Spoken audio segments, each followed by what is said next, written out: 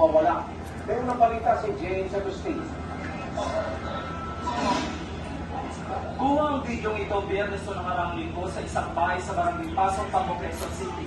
Kita si Police Corporal Wesley Hernandez na kasagutan ng isang lalaki. Naroon din ang girlfriend ng pulis na maawat sa kanya.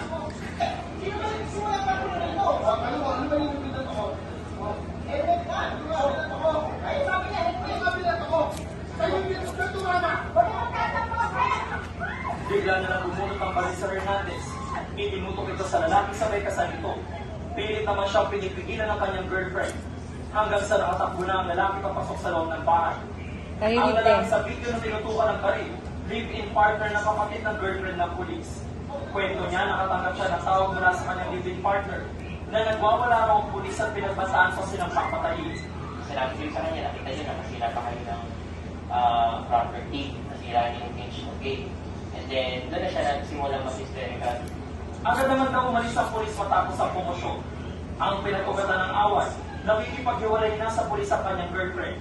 Ilang oras bago ang panunutok ng baril, kita si Hernandez na nakasakay sa motorsiklo na dumating sa bahay. Nagkatalo na sila noon ng kanyang girlfriend.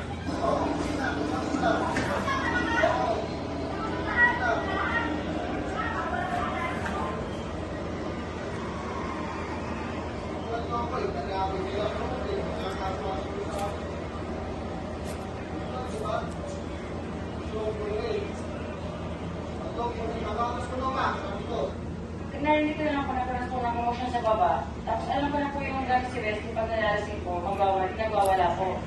Nakita ko po na yung helmet niya, pinasin niya sa kapatid ko. Hindi raw ito ang unang beses na nagwala si Hernandez.